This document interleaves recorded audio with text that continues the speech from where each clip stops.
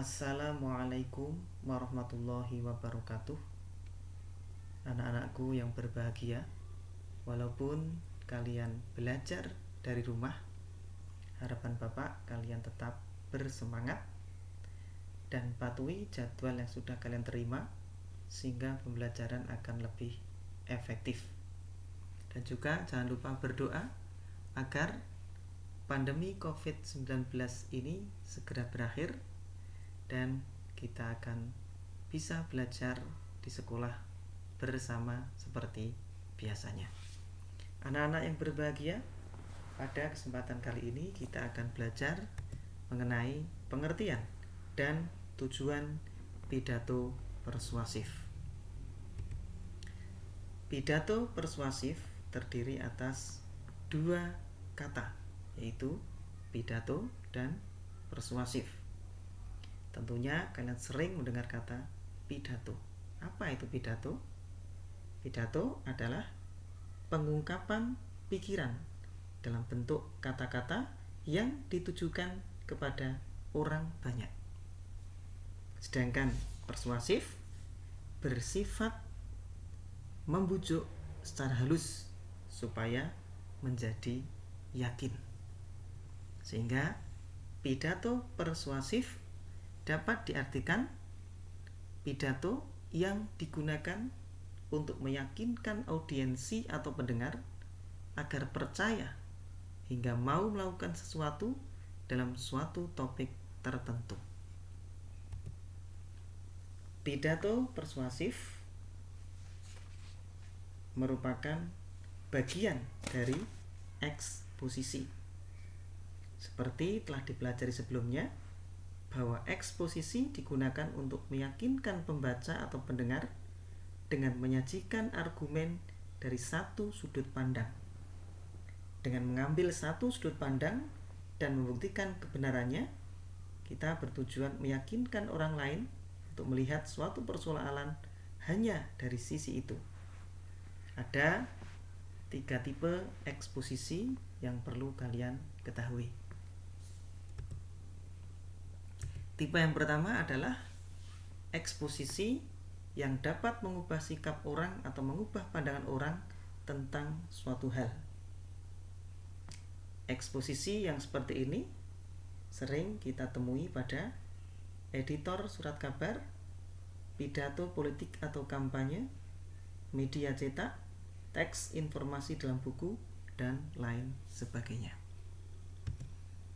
Yang kedua adalah tipe eksposisi yang dapat dimanfaatkan untuk mempromosikan dan menjual barang, jasa, dan aktivitas.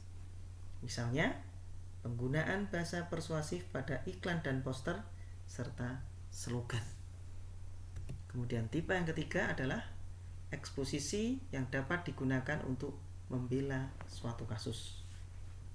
Eksposisi persuasif memiliki satu sudut pandang yang didukung oleh argumen logis dan bukti yang kuat. Selanjutnya, tujuan pidato persuasif. Tujuannya adalah untuk meyakinkan audiensi untuk melakukan sesuatu. Apakah kita ingin orang untuk berhenti mengotori bumi, atau mengubah pikiran orang tentang persoalan penting, atau mengajak orang peduli? Pidato persuasif merupakan cara efektif untuk mengubah audiensi. Agar teks pidato persuasif kita lebih baik, maka ada beberapa persiapan yang harus kita lakukan.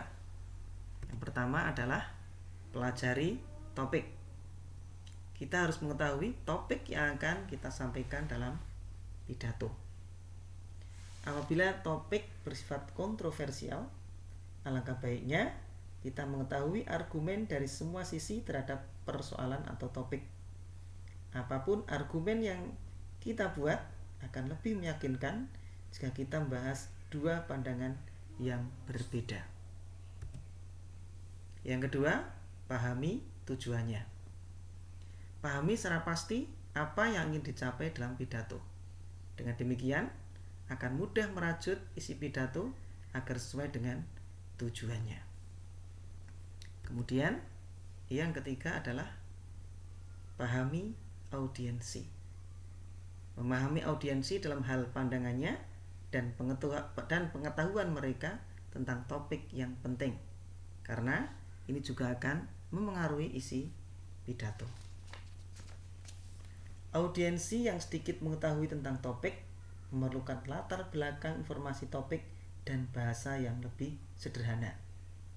Sedangkan audiensi yang sudah paham tentang topik akan merasa bosan. Mereka butuh informasi baru atau ide yang lain. Kemudian selanjutnya, cara memersuasi. Ada 3 pendekatan cara memersuasi. Yang pertama adalah dengan pendekatan etika.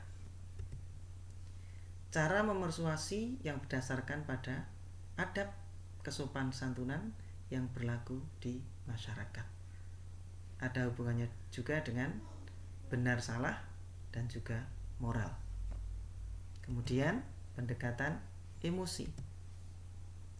Cara memersuasi yang berdasarkan pada kesatuan perasaan yang terjadi di antara orator dan pemirsa. Pendekatan seperti ini dapat menggugah perasaan audiensi. Kemudian yang terakhir dengan pendekatan logika. Merupakan cara memersuasi yang berdasarkan pada nalar dan cara berpikir yang objektif serta masuk akal.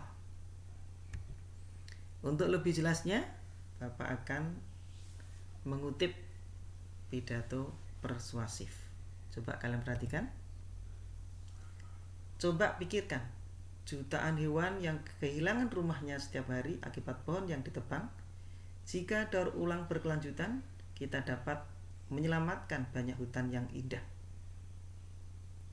Kutipan pidato tersebut menggunakan pendekatan emosi. Kemudian perhatikan contoh yang kedua. Kita paham bahwa sumber daya alami kita terbatas. Kita dapat memperpanjang cadangan kita dengan daur ulang. Kutipan pidato tersebut menggunakan pendekatan logika. Dan yang terakhir, daur ulang adalah hal benar yang kita lakukan. Memubazirkan sumber daya kita yang terbatas sama dengan mencuri hak anak cucu kita di masa depan. Ini tidak bermoral. Kutipan pidato persuasi tersebut menggunakan pendekatan etika. Demikian yang bisa Bapak sampaikan. Semoga kalian bisa paham dan tentunya bisa bermanfaat. Untuk tugasnya, coba kalian kerjakan kegiatan 3 halaman 38, membuat ungkapan meyakinkan berdasarkan etika, emosi, dan logika. Kemudian Bapak akhiri. Terima kasih. Assalamualaikum warahmatullahi wabarakatuh.